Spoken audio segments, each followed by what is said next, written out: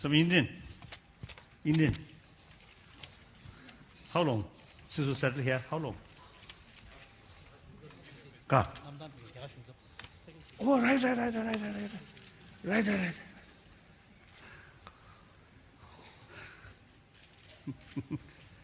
Oh, one Muslim.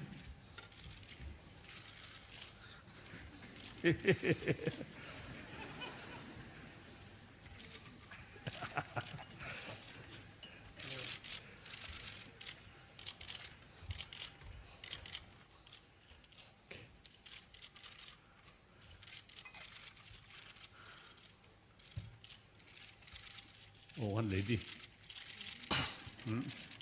It is some problem. Hello.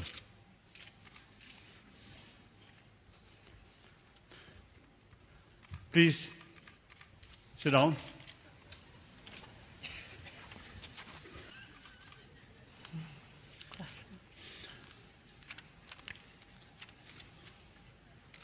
Now, dear brothers and sisters, indeed, I'm very, very happy having this opportunity meeting with public. So I want to thank organizer and thank Rinpoche and also all the concerned the people I want to thank with your sincere motivation and your effort. This meeting materialized or took place. So I very much appreciate. Thank you. And then also the audience, you, today, I think Sunday, so suppose you have holiday.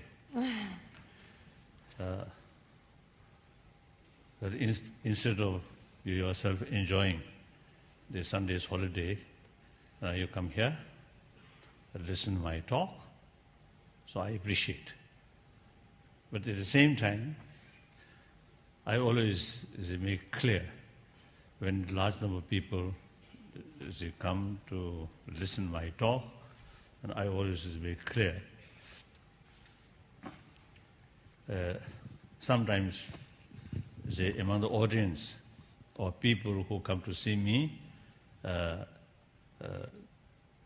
with great sort of expectation, that's wrong. I have nothing to offer something very special, nothing. My talk just sort of just a common experience, that's all. Then sometimes you see people who are coming to see me with belief that Dalai Lama have some kind of miracle power. That's nonsense. Then some people even believe Dalai Lama have some kind of healing power. And I think last year I clearly demonstrated my gallbladder, after I think 15, 20 years, some problem, that finally last year removed through surgery.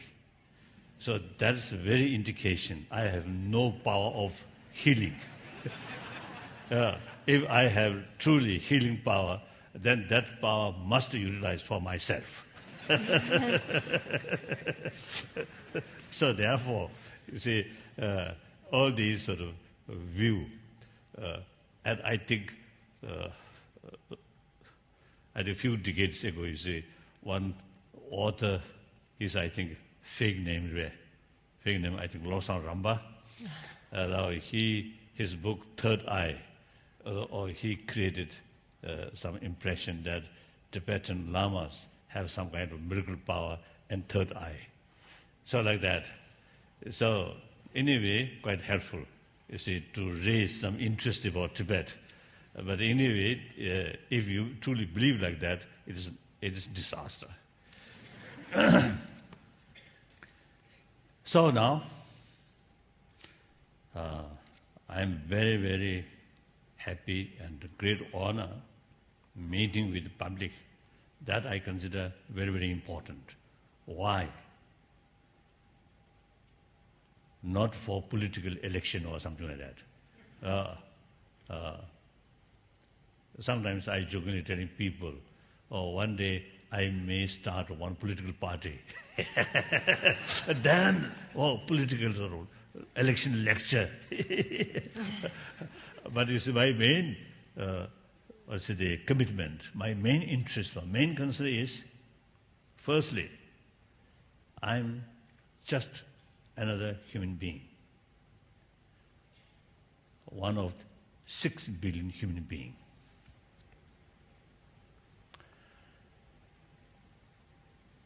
And I believe human beings are social animals. Individual human beings' life or happiness, successful life, entirely depend on the rest of the community. One single human being, no matter how brilliant mind or a very powerful body, cannot survive.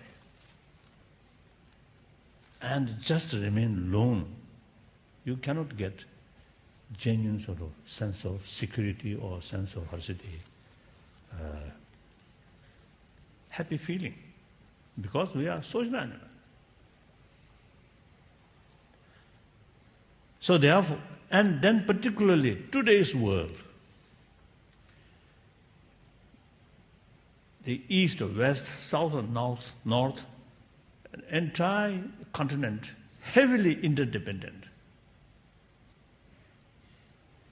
That's now new reality because of environmental problems, because of the global economy, and also I think to some extent, with help of the modern sort of technology, now we are very close each other.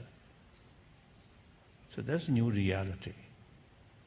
So according to that reality, I think our very concept, century-old concept, we and they, is actually no longer there. We must consider entire 6 billion human beings are just a part of we. Truly, we are one community, one human family. So with that conviction, I feel we are mentally, emotionally, physically, we are same. And everyone want happy life, same. Everyone have the right to achieve happy life, same. Equal, 100% equal. So therefore, I believe, and also many of my friends believe or sharing same view, now we really need a sense of global responsibility and taking care of everybody's interest and consider entire 6 billion human beings as a part of we. Even from the selfish viewpoint, taking care of others more, you get maximum benefit. So that's reality. So therefore, now in order to bring some sort of sense of global responsibility, or some sense of responsibility to look after well-being of others, now here key factor is compassion, human affection. Human compassion is actually,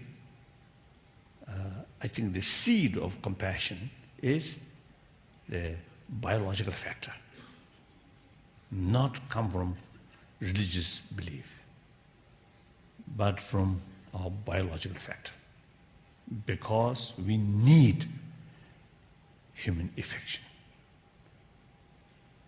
We, everybody, now here, perhaps I think few thousand people here, everyone come from one's own mother and grown up mother's milk, mother's tremendous affection. And within that, I think among audience here, including myself, those people who had sort of, maximum affection from our mother, I think our health better, our mental state more calm, and ready to show affection to others. Then those people, those brothers, sisters, unfortunately, at the time of a young age, lack of mother's affection, mother's care. And sometimes some, because of abuse. Then such people, emotionally, in deep inside, some kind of, bad experience as a result, some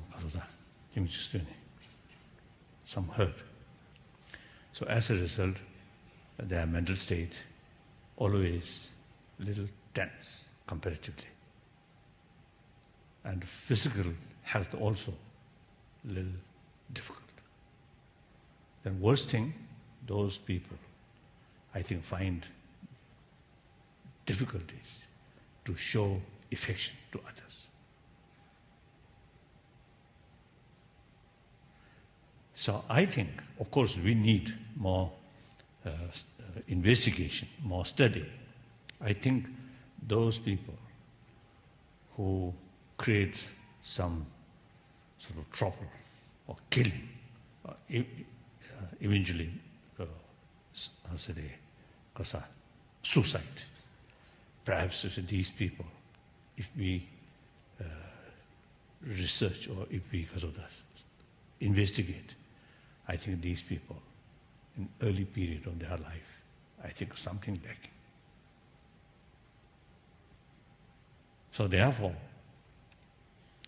we basically survived our life out of others' affection. And then very nature of this body, more compassionate mind, very positive impact on our body, in our health.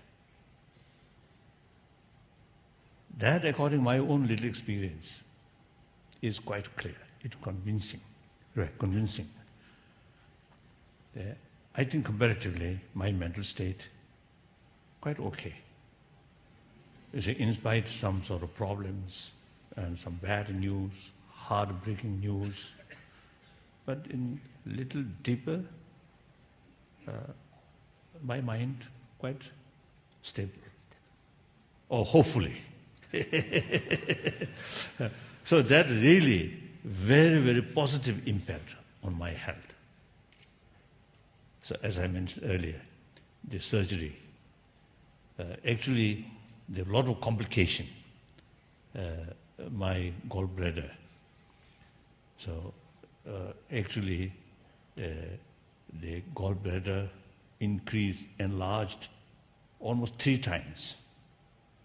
And then also what called pus. Pus collection. Pus collection. Pus. Pus collection. So usually, you see, that surgery, very simple surgery, they take only 15-20 minutes. In my case, 3 hours. It takes 3 hours. But then recover within 5 days and 1 week, completely recover. So the concerns of the doctors also a little bit surprised. And one doctor described me as a young patient. Then I told him, I'm not young. I'm over 73 years old. And he responded to me, yes, he knows your age, but your physical condition, like in 6 days. So he mentioned, So these, not out of miracle, but simply, I think my mental state more compassionate, more peaceful. So that I fully sort of convinced. And then, because my mother, illiterate, just ordinary, uneducated farmer, but a wonderful heart. I think sometimes I feel my mother's kindness is, I think, bigger than some of those great masters. Very sort of, because the innocent way, uneducated, just a farmer's wife like that, farmer's mother, but very kind. So we never saw our mother's sort of angry face, always very calm, like that. So I always feel a certain amount of sort of my compassion or peace of mind. I think real seed comes from my mother. Of course, later, with help of my teachers, my gurus, and through my own training or meditation, of course, further strengthening these naturally there. But real seed come from my mother. So everybody, everyone who come from one's own mother, we all have the seed of that compassion.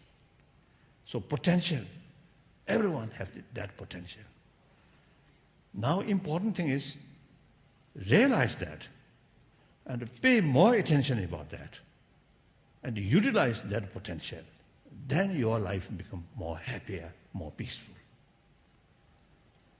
And I think there's many ways to bring inner peace. One way, more compassionate attitude. You see, reduce the concept of enemy. Regardless others' attitude, from your own side, is to consider truly human brothers, sisters. They also deserve happy life, deserve to overcome suffering. And you develop sense of concern to everybody. So, according to that sort of attitude, no enemy. So result, no fear. In any way, much less fear. Of course, some mad dog come, or Dharamsala, the belt of earthquake. So some fear about earthquake, that's I think reasonable. That's good. But otherwise, you see, the mental projected fear. Often, because our own extreme self-centered attitude, lack of affection, lack of compassion, then with your own mental projection, you find more hostile people, hostile surround. Result, much more tense, much more fear. And that fear transformed unhappiness, sometimes anger. And anger brings violence. So therefore, compassion really brings inner strength.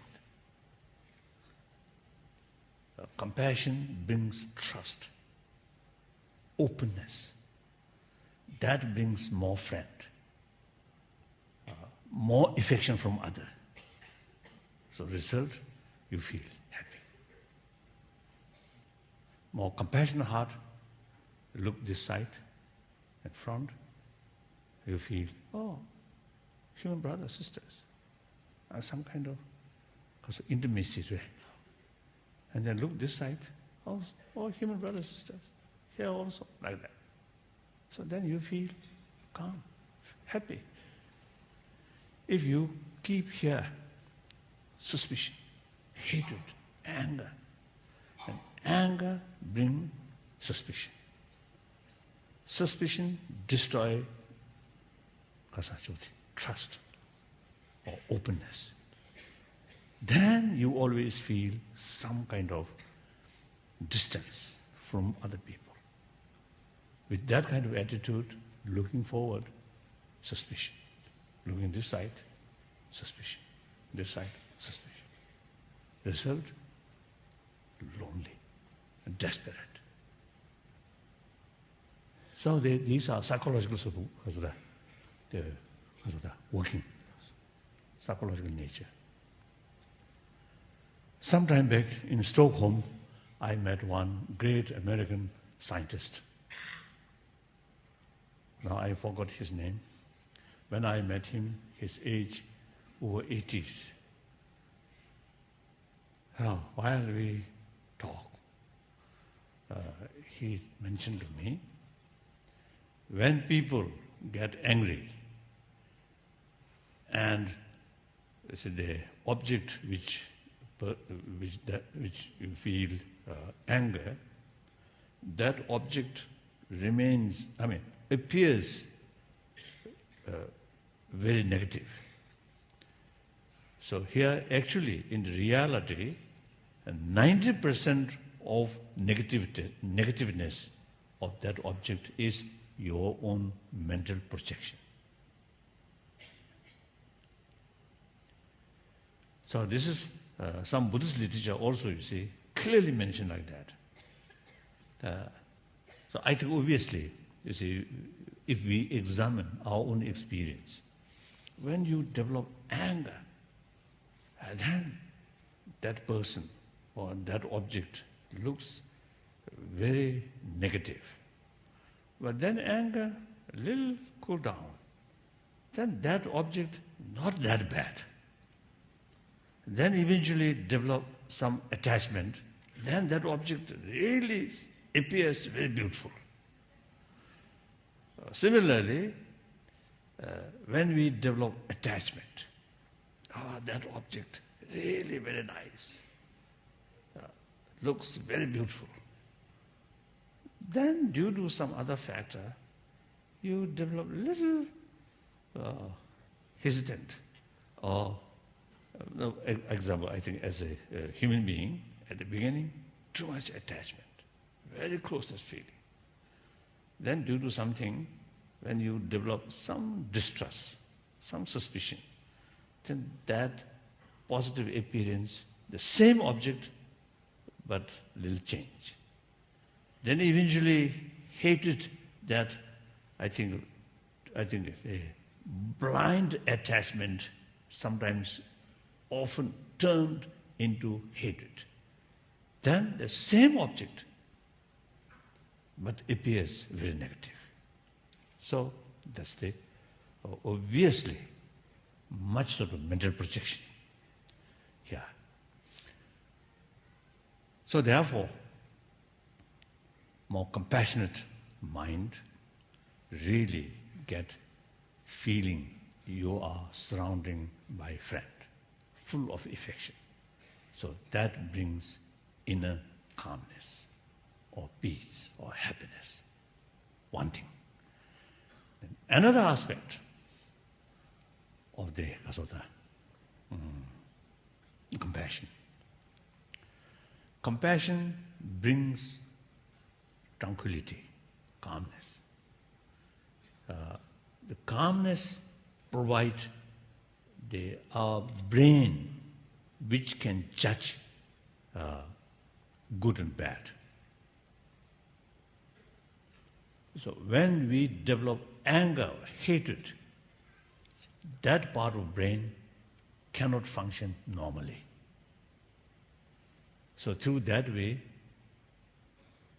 decision take at the time of your mind to become anger, and often these decisions become wrong. Because when your mind, too much emotions, destructive emotion there, you can't see the reality. As a result, no matter what your motivation, no matter what goal, because of lack of knowledge about reality, all your approach become unrealistic approach. Result, disaster. So, a good thing or bad thing, the method should be realistic method. Then effect really come. So in order to carry realistic approach, you must know the reality very clearly. So in order to know the reality clearly, your mind must be very calm. And with calm mind, you can see objectively. If your mind, dominated by emotion, then you can't see the object objectively. So that also is one, I think, positive aspect of compassion. So compassion brings inner peace, inner strength, and also compassion brings more neutral mind that open our sort of potential of judgment. So, affection or compassion as a product of our biological factor, it is something really precious in order to lead happy life. Now I want to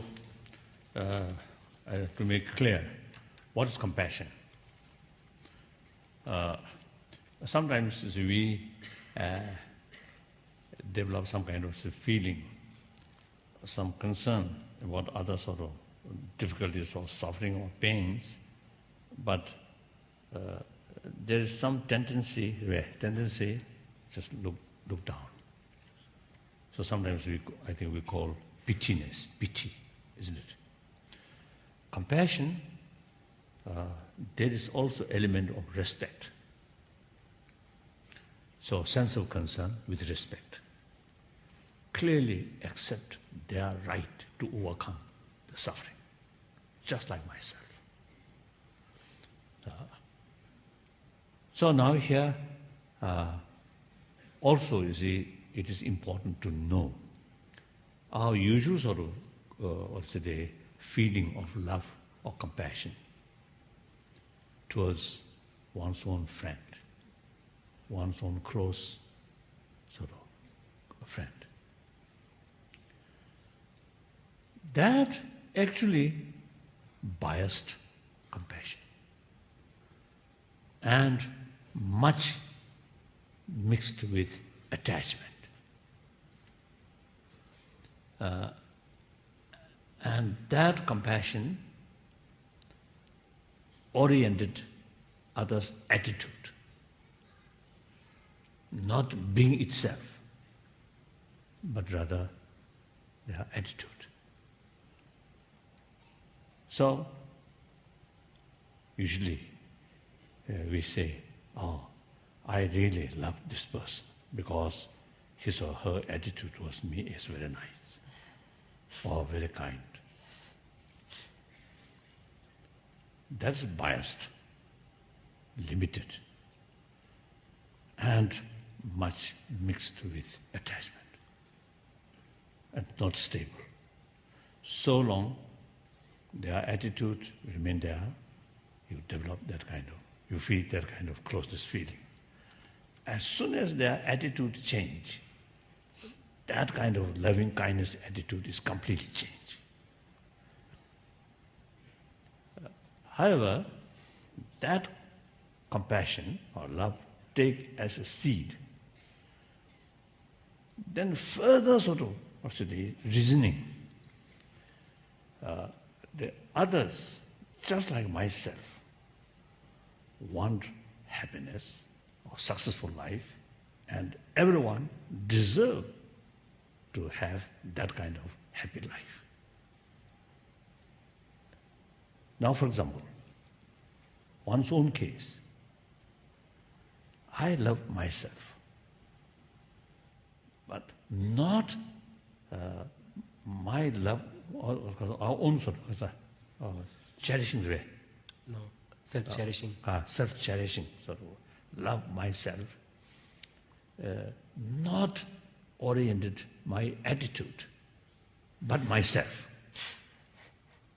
Isn't it? There's no feeling, I am very kind to me. So I develop love or concern about myself. Not that way. Irrespective whether my attitude, but I'm just a human being. So I deserve happiness, to achieve happiness, and deserve to overcome suffering. So now that exact sort of reason go others. They are human beings, they are sentient beings, they have the feeling of pains and pleasure, they have the feeling or desire to overcome suffering and to achieve happiness, just like myself. So on that basis, you can develop genuine sense of concern or sense of love. That oriented on the being, not oriented on the attitude. Clear?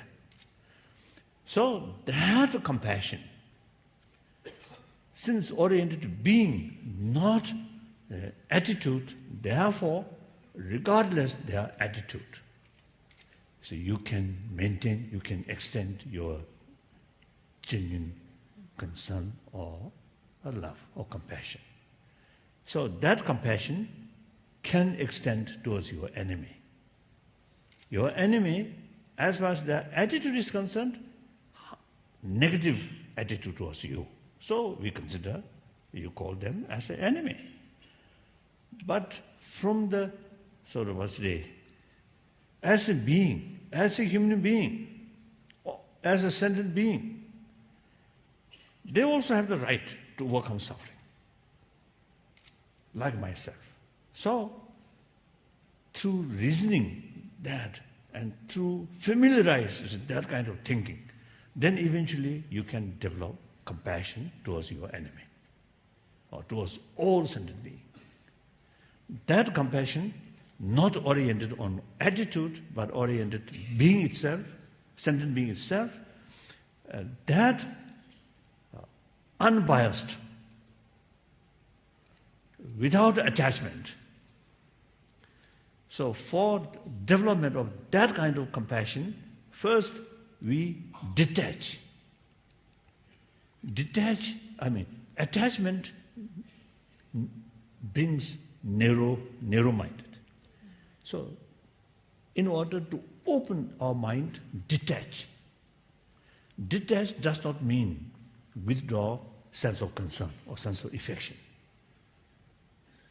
Sense of affection, from the Buddhist viewpoint, sense of affection, genuine, this unbiased affection based on reason or valid basis. The other compassion, which mixed with attachment, that's no basis of valid reasoning. Therefore, you see, there's differences. In mental level, there are so many sort of... Now, for example, desire.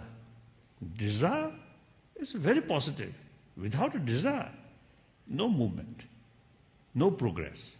Desire is necessary. But desire mixed with attachment, then difficult. So negative, destructive desire and constructive desire. Two things. And also the egoistic attitude. Ego, right? No, ego. Self-centered ego. There's negative, some kind of strong feeling of strong self. Can be either positive or negative. For infinite love and compassion and a desire to serve entire sentient being, entire 6 billion human being, you need tremendous sort of determination or willpower. For that, you need self-confidence. For that, you need sense of strong self. That egoistic attitude is positive, very necessary. Then another egoistic attitude which lead, exploit on other, bully on other, killing on other, that kind of self-centered egoistic is negative. So among the emotion, there are so many sort of different sort of nature. We have to make clever sort of distinction, these things. So in any way, now I'm talking here, now there are two kinds of compassion or love. One, limited, biased, oriented action. Another level, not oriented attitude, but the being itself. And that unbiased, infinite, and based on valid reason, like that. Now, since I think everybody, according to our own experience, say, we wish, I think, more compassionate sort of mind. I think obviously everyone, from early morning, as soon as we wake up, I think nobody wishing that day more trouble or good quarrel with other people. I don't think anyone, you see, wishing that kind of thing. But rather, I wish today more my friend come and having some nice time with them. That kind of sort of feeling. So essentially, nobody wants problem. But problem, of course, due to nature disaster, including earthquake, these things, of course, different. Otherwise, I think many problems, actually, even family level or individual level, I think many problem here. Of course, problem, the poverty, or due to poverty, or ignorant, or lack of education. Lack of education. These are something different. Everybody making effort to improve these things is very right. But a lot of problem at mental level, mental state. Many of these problems is actually our own creation. Then, of course, at the global level, including economic crisis, these problems also essentially man-made problem. And all these related with, ultimately, our emotions. Since today's economic crisis has happened, global economic crisis has happened, I asked, out of my curiosity, some of my friend who are business, and also they have some, some businessmen. So I asked, what is wrong with this economic crisis? Then some of them, she told me, firstly, human greed, and one more like that. Then with that greed, speculation, without knowing exactly, but just create some rumors and like that, speculation.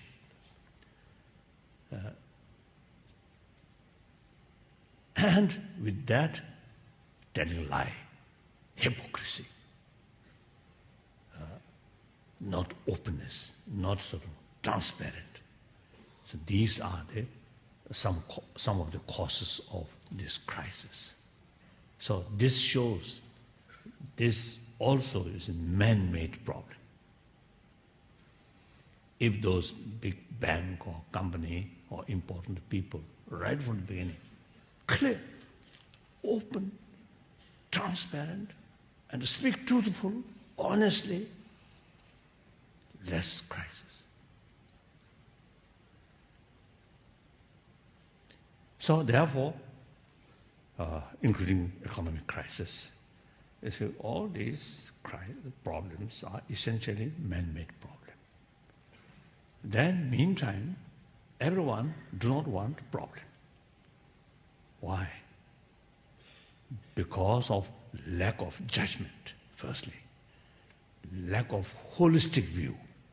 Just short-sighted, immediate benefit. Not knowing, not taking consideration of holistic sort of nature, like that. So in that respect, now compassion has something important role. More compassionate mind can see objectively. And the reality, everything interdependent, interconnected. So there is no single absolute point which we can develop anger. Usually, anger need independent, absolute target. I think, for example, angry to entire humanity, I think impossible. Real anger need independent, this person causing this problem. Then your anger your anger find target, so you can develop more anger, right? More anger, then finally take some ruthless action, isn't it?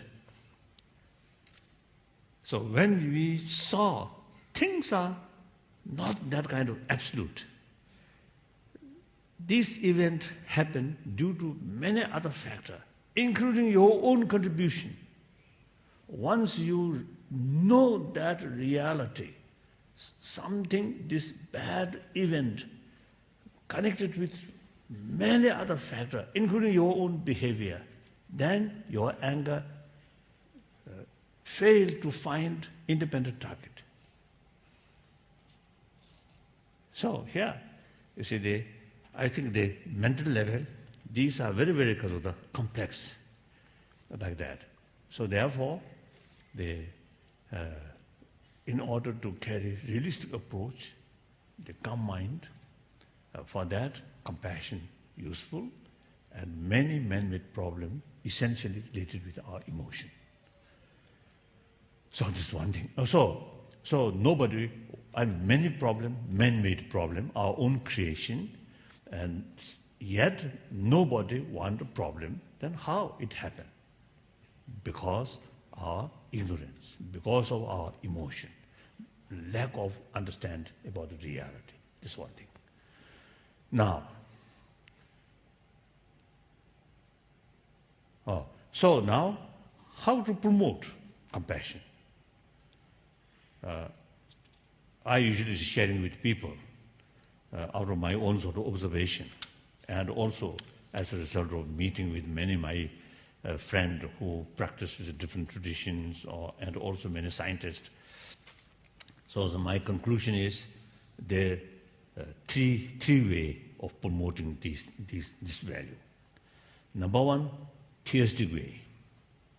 God, Creator, infinite compassion. You more believe in it, there's more tendency you want to be more compassionate person, because you are fully sort of, appreciate or submit to infinite love, that's God. So automatically you follow. Automatically you have the desire to follow that. This is one way. Another thing, non-theistic. Non-kazda. What Polytheistic. Non-theistic. Like Jainism and Buddhism, according to law of causality, promote these values. Then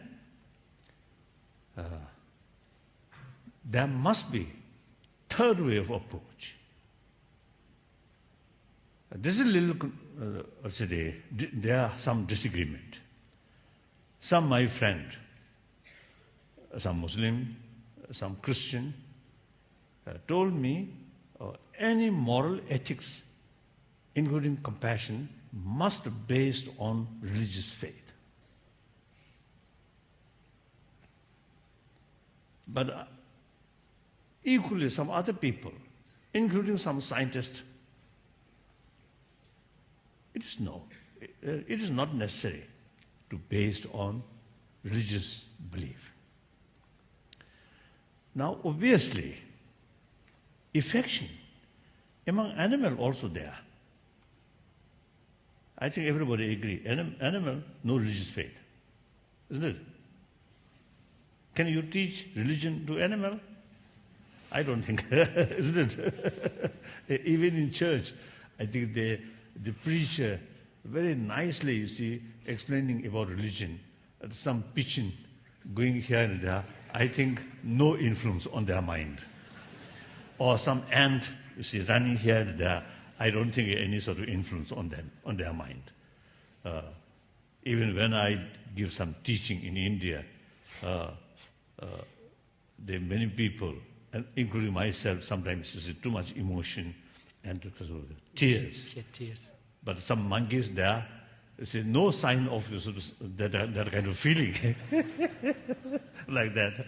So therefore, animal, no religious faith. But they have the ability to show affection. Why that affection come from? Not religious faith. As I mentioned earlier, by physical product, biological product. So therefore, and then, as I mentioned earlier, according to our common sense, according to our common experience, then latest scientific finding. One example, some scientists, you see, told in our sort of meeting, according some of their sort of experiment or research, according to their data, those people who often use word I, my, mine, me like that, those people have greater risk of heart attack. Why? I think if we sort of research, investigate, analyze, then I think the answer is like this, or connection is this. The more sort of self-centered attitude. And naturally, as I mentioned before, develop some distance from other. As a result, more worry, more sense of insecurity, more fear, more loneliness. Result, depression, heart attack. More compassionate attitude, bring all other something like one's own friend. Then there is no feeling of distance. Everybody, you easily reach out. Then that reduces fear. That brings joyfulness. That brings openness. So I think that's the way, connection. Too much self-centered.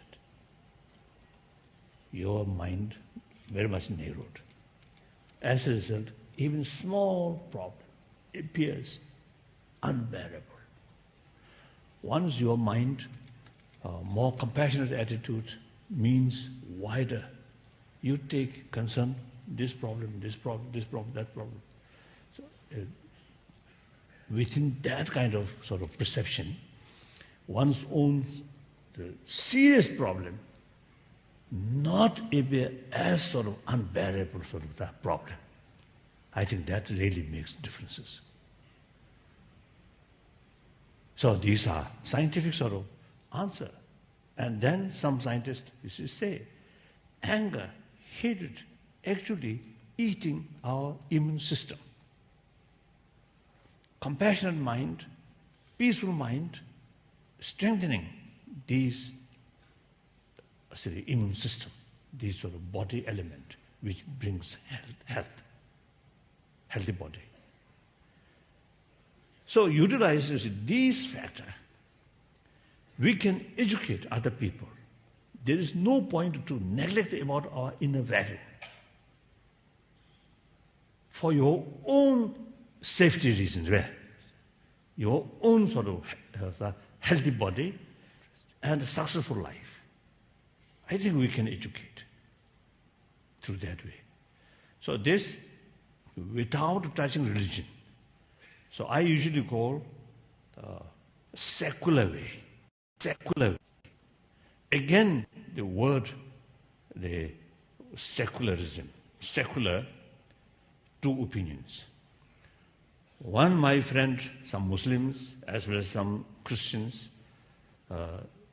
they consider the secularism means some kind of rejection about religion. But other group of other opinion, the secularism does not mean rejection of religion, but rather respect all religions and no preference in this religion or that religion. So equal to all religion. So India's constitution based on secularism in that sense. So Mahatma Gandhi himself, I think, very much sort of promoter of secularism, but he himself very much religious-minded, like that. So therefore, there are two opinions, the meaning of secularism. So when I talk secularism, means respect all religion, and including non-believer. And so these values are actually, whether you call secular values or universal value, including animals, also appreciate our affection, warm-heartedness. Therefore, this is universal value. And the way of the method promoting these things also non-secular way, without touching religion. That I think very important, I feel. So that is a third way to promote these things. So I fully committed through third way, non-religious way, or secular way to promote, to make clear to public the importance of our inner values. Not for next life, or not for heaven, not for moksha, but for happy life, this very life, more happy family, happy individual, happy community. So education, very important. Knowledge, very important. But equally, warm-heartedness, very, very important. The knowledge, there's no guarantee whether bring happiness or doubt or suspicion or worry. Better education, more vision, so more disappointment. Sometimes brilliant brain bring more problems, more mental burden, mental uneasiness, like that, more mental worry. And also education. Now it's like September 11th event. Few foolish people cannot plan that kind of act. Very, very brilliant people. Well planned, I think, if not years, but at least several months they plan, every step calculated. So very, very smart brain. And use modern technology as a bomb. All these guided by hatred. So their brilliant brain used for destruction. So therefore, education Good education alone, no guarantee for benefit or to peace of mind or happy mind or oneself as well as to the society.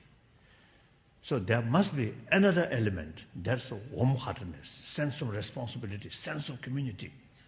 That's very important. That comes from moral ethics, not necessarily from religious sort of belief, but simply through common sense, common experience, and scientific findings. So please pay more attention about our inner value, you yourself, and according to your own experience.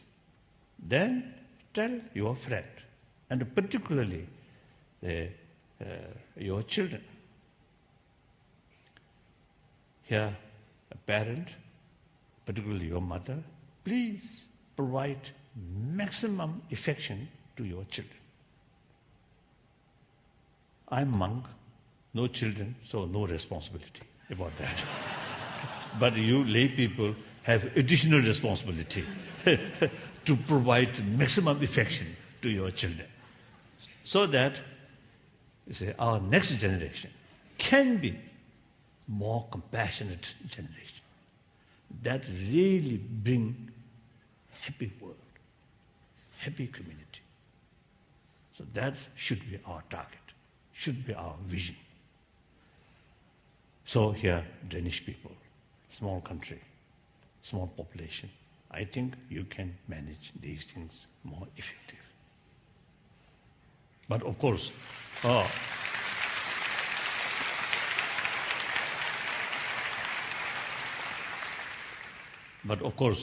whether you implement these things or not, entirely up to you. I'm leaving tonight to Iceland to tell them importance of these inner value. I don't know whether they listen or not, I don't know. This is the first time my visit to Iceland. So the Danish people's problem which waiting for you is your business. So you have to tackle that. So peace of mind is really very, very helpful. According to my own experience, you see, in spite now last 50 years of refugee life and constant heartbreaking news from Tibet, but comparatively, my mind quite okay, peace of mind. So that's, I think, through training, utilize human potential. So you also same, all have same human potential. To realize that, to utilize that, and then real happy life, happy mental state, in spite of all other problems. Thank you, that's all.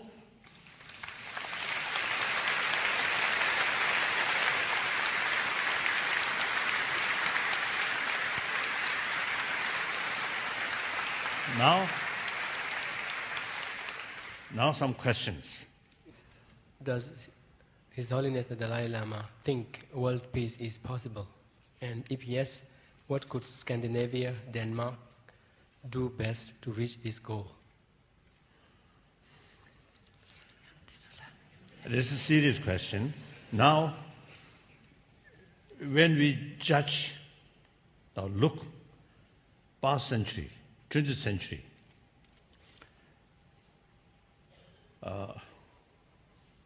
I think 20th century, that 100 years, I think really demonstrated the basic human nature, I feel.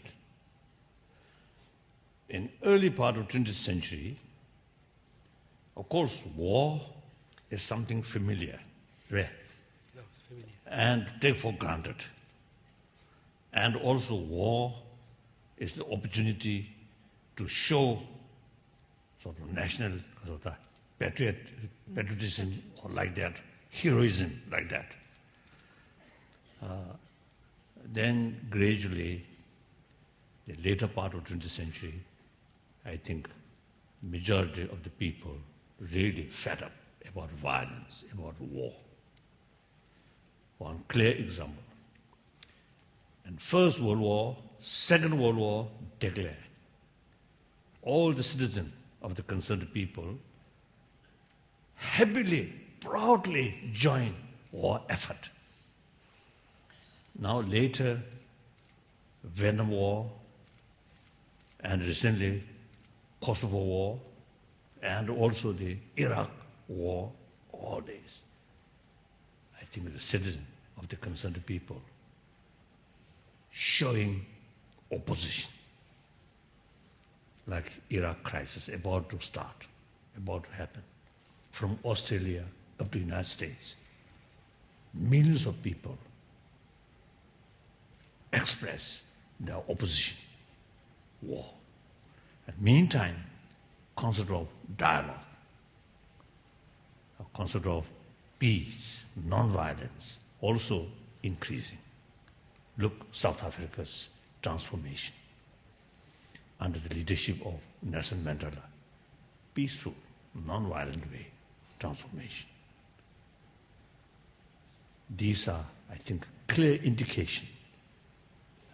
Basic human nature don't like bloodshed. And then, I think peace movement, everywhere.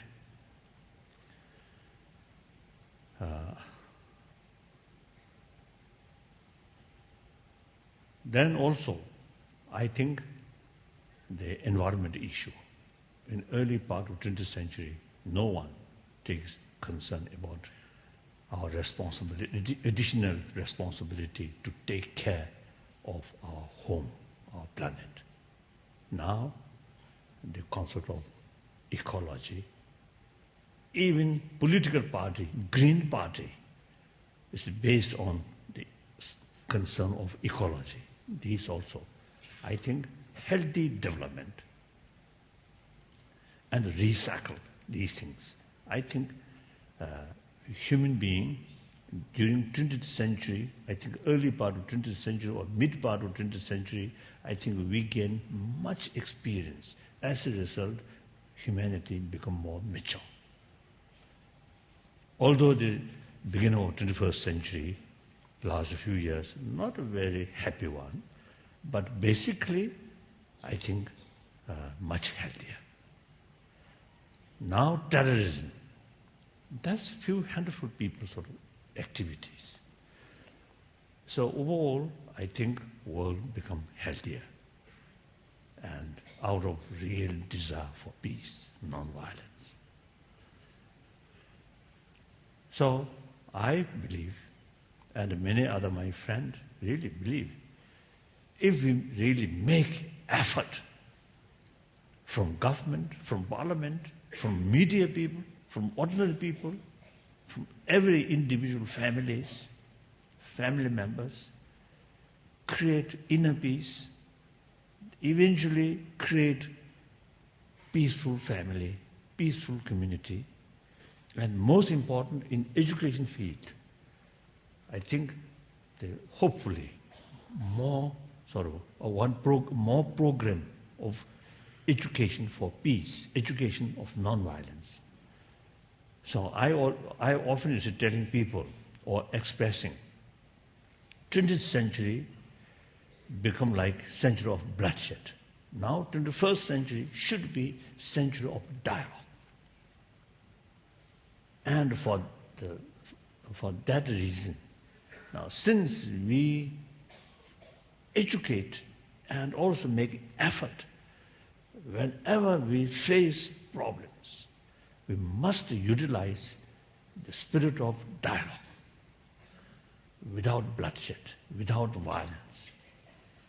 Then this sort of effort is actually inner disarmament, movement of inner disarmament. And through inner disarmament, external disarmament must follow, step by step. Then, I think, within this century, I think there is real possibility to create genuine, peaceful world. So effort is very necessary. I think smaller country, as I mentioned before, sometimes smaller nation can make greater contribution to lead that way. I feel like that. So I'm very, very optimistic. Yes. As an educator, I would like to ask Your Holiness what you believe is the most important message or tool to pass on to our children. Educationists, and the most important message character grace. Message grace.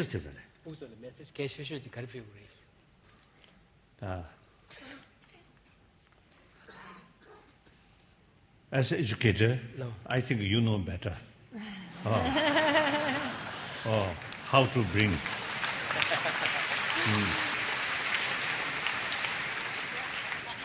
How to educate a young student. But the essential, I think, the importance of peace, peace through inner peace, that means more compassion, more, I think, holistic view brings inner peace. So these things, I think you can use. Then hopefully, I think the more experienced, educated people, because educationists, I think should discuss and make more research. Now, present existing education system is not adequate to bring healthy people. So, further investigation, not contented existing sort of system, and try to, because of that, try to find some additions, some new things. That I think is important. And that way, as I mentioned before, desire, not contented in these things. Now here, contentment, two fields. External facilities, internal quality. As far as external material value is concerned, better content. In any case, the material values, there's limitation. You buy one car, new car. The next year, you want another new car. Go like that. Never sort of satisfy. And in any case, once you have one car, and you may feel, oh, I want two cars, and then three cars, like that. Each family member possesses car. Every member possesses their own cars. Like that. So you see, no sort of limitation of contentment. And the material value itself, there's limitation. Now, for example, Asia, now already this gap, rich and poor, global level, and within the country. I think like Burma, maybe, I think less gap, isn't it? Rich and poor, maybe less. I was told in Austria, I think much less billionaire. So the middle class people, the biggest number, so the less gap, I was told. Whereas in America and also England, more gap, rich and poor. Now, unbelievably, in China also, that socialist country, huge gap. Oh, billionaires and poor people. India also. So, for example, in America, the number of billionaires increasing, but poor people still remain poor, sometimes increasing. That's very unfortunate, very, very unfortunate. Morally speaking, wrong, unjust, rare. No, unjust. And practically also source of problem. So we have to think. We have to address seriously about these things. So therefore, so the material field better keep contentment. For mental quality is concerned, we should not content.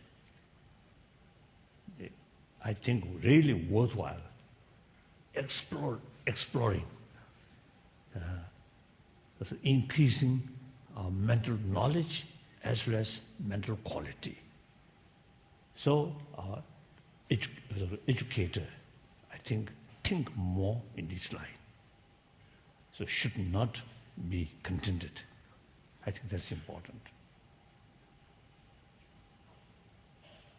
So my own sort of,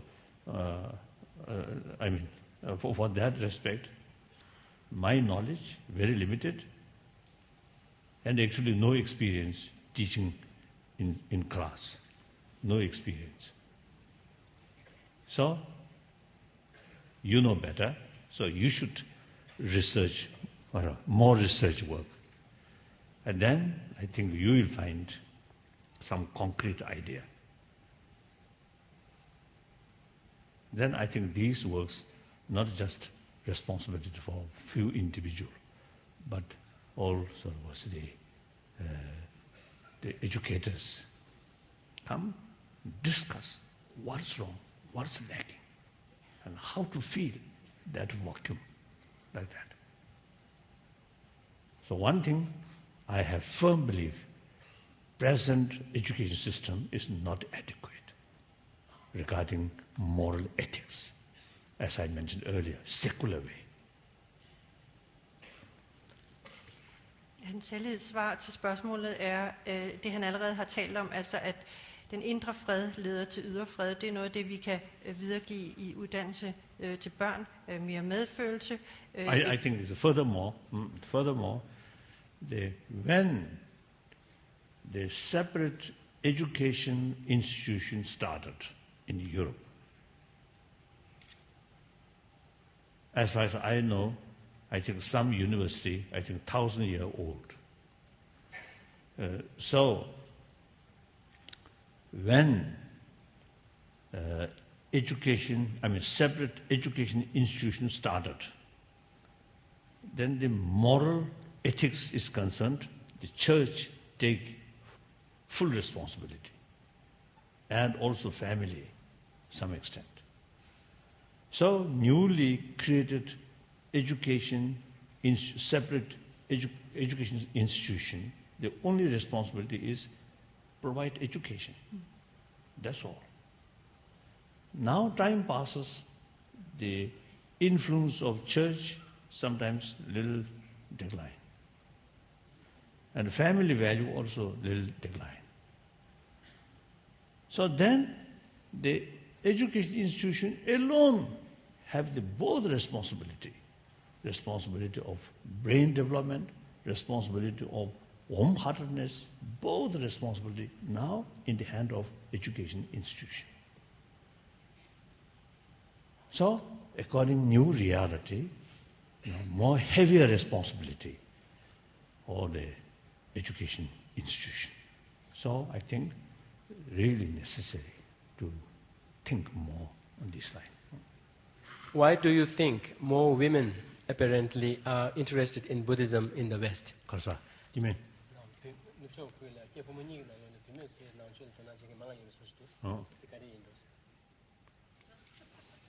You should find answer for that question. I'm just outsider. Look from distance. I don't know. I think with connection with this question,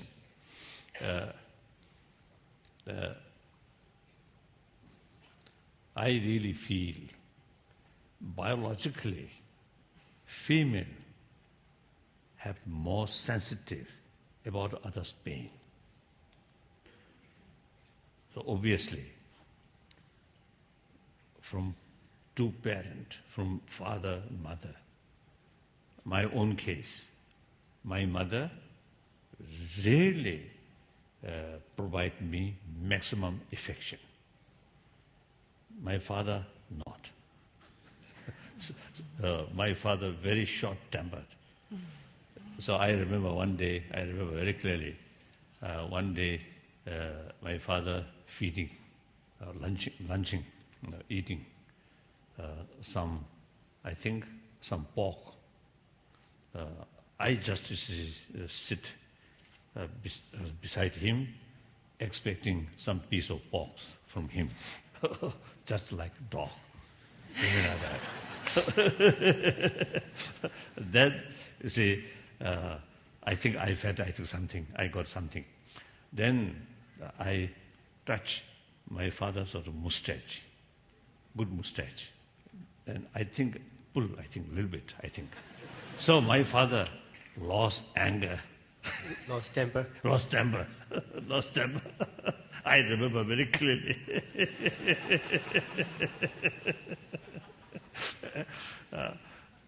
So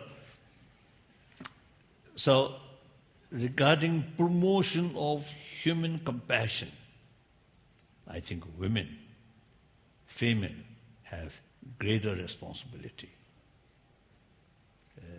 make a contribution regarding promotion of compassion. So, recent years, in public sort of talk, I often see telling, or expressing. In human history, most war hero means greater butcher, murderer, killing 1,000 people, 100,000, and a victory, they become hero. So most of these heroes are male. So maybe most of the leadership, if you should become or take by female, maybe less danger, maybe better because of the peace. Sometimes I feel like that. So I'm male, so no problem to express it that way. So in any way, that I really feel, as I mentioned before, please, you provide maximum affection towards your children and other children. Sometimes my generation who belongs to 20th century, and also here some of those older gentlemen or ladies belongs to 20th century. Now we are people of 20th century of bloodshed. Now, younger people, the coming generation, or younger people who really belongs to this 21st century, our real hope on their shoulder, our real hope on them. So the raising this younger generation through compassionate atmosphere so that their education can be utilized for genuine peace, genuine compassionate world. So, yes, I noticed it's a female. In Asia also, female looks more because of the interest about the religion. It seems like that. detailed reason we have to find through research. I don't know. I really don't know.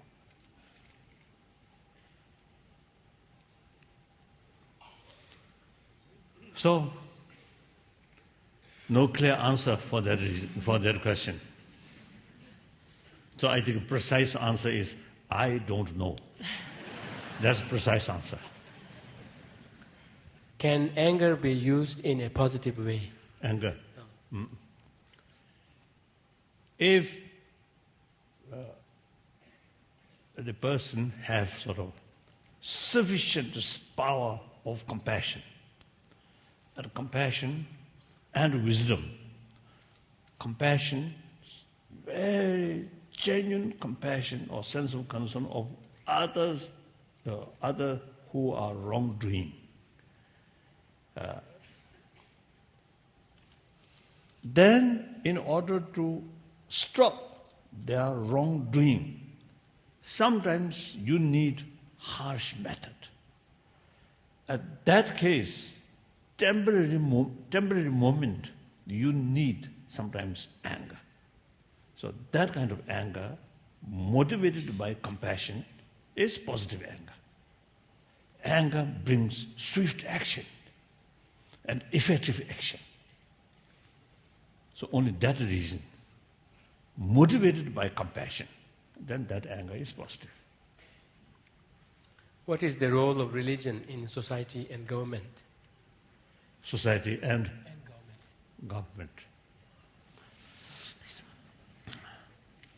I think religion really brings, if you are very serious, but otherwise, I think many people who attend Sunday prayer, but in daily life, not that much serious about religion, isn't it? We Buddhists also, in temple, pray, Buddha, but outside temple, not much concern. So then, I think, not much effect. But if you, once you accept religion, then if you really pay serious about the sort of the teaching of one's own sort of religion, seriously and sincerely, then say in the high office, you find opportunity to manipulate or to cheat, to take advantage, then remember God and self-discipline. I should not use this opportunity. God will know. God will judge.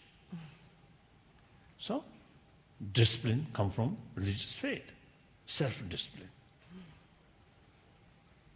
I think some of the communist leaders, like Chairman Mao Zedong, when I was in China, in Peking, 1954, 1955, the Mao Zedong really be a great revolutionary leader of revolution, and really dedicated well-being of other people, poor people, working class people, needy people, less privileged people, and also majority, who really suffer in the hands of upper class or elite. Then, mid-50s, 1956, 57, eventually, I think power, his absolute power, eventually ruined himself. So this is due to lack of self-discipline. That person, he got all power. You see, nothing beyond that. So, ruined, spoiled. So many years ago, I think 30 years ago, in India, one occasion, one meeting, the local politician, actually in Darjeeling, the West Bengal chief minister, also there. So when he spoke, he expressed, we are politicians, we are not spiritual sort of practitioner. He mentioned like that. Then after that, on my turn, speak. Since I know him, so I tease him. You mentioned you're a politician, so you see, not much, the experience or not much concern about spirituality. And I told him, this is wrong.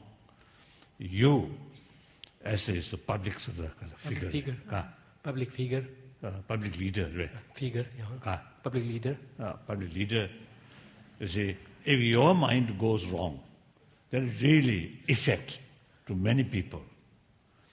Those spiritual practitioners who remain hermit, their mind goes wrong, nothing happened to the society.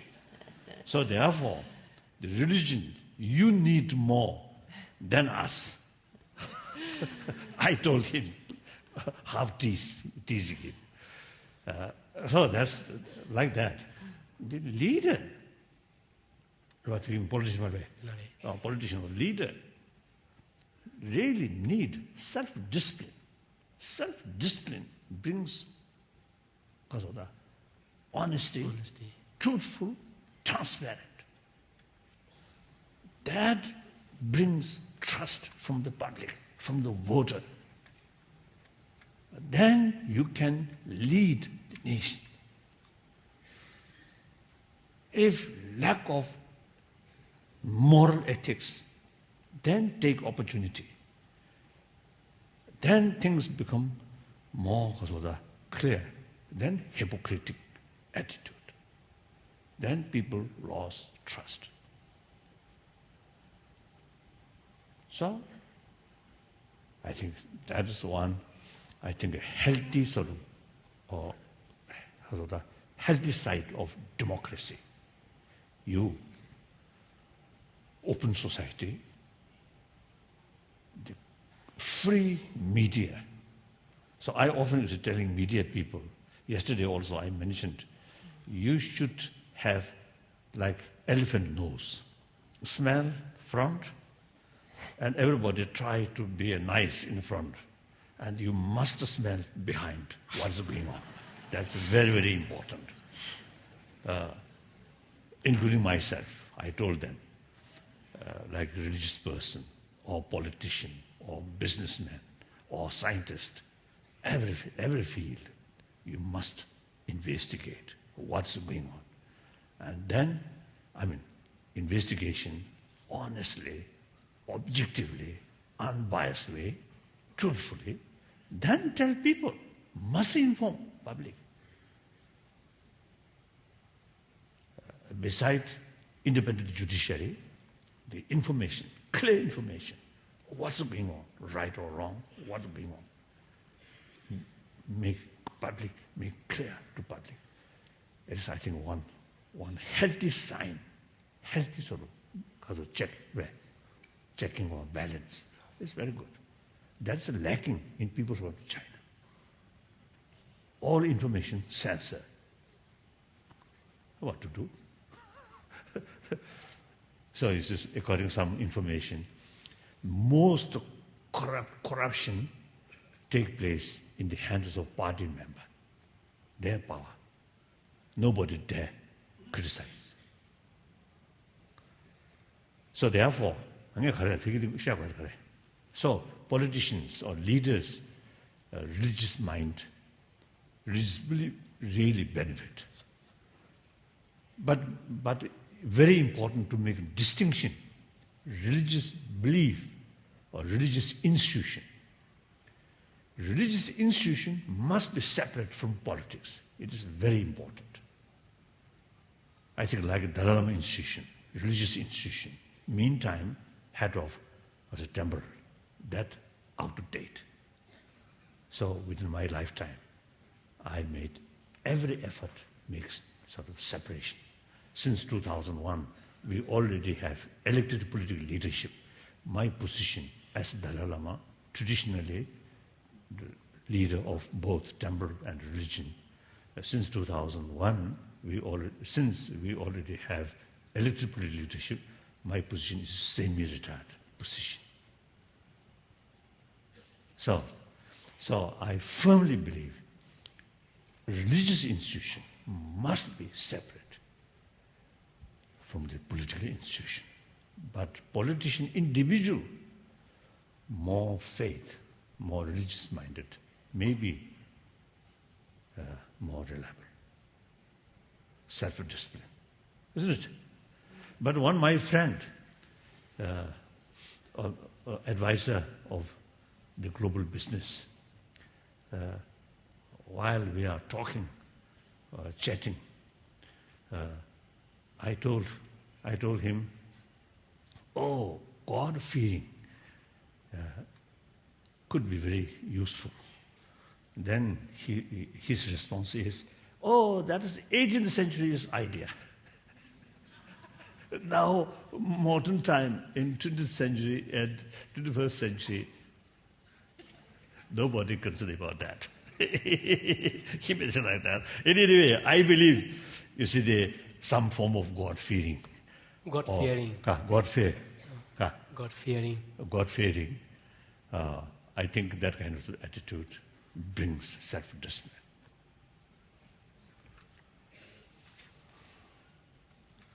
And without a religion, if you have secular moral principle, that also equally brings self-discipline. So that means I'm not saying all politicians should be religious people. No. Non-believer can be a good politician, good leader, provided moral principle. What do you think? Do you agree?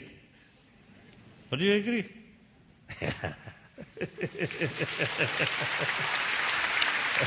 Thank you, thank you.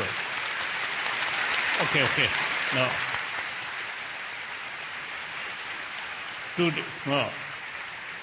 2 days sort of meeting in this same hall. I really enjoy. I feel, I think, hopefully, made little contribution for peace of mind, for meaningful life. So thank you very much.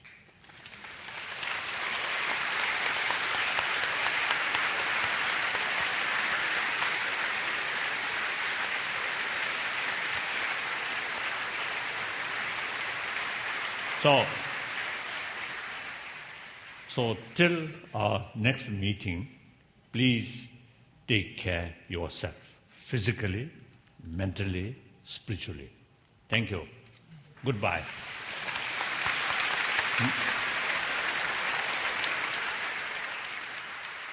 On the behalf of Tibet Charity and everyone, we wish His Holiness will accept our invitation sometime, some years later, or anytime it's suitable, to remind us how to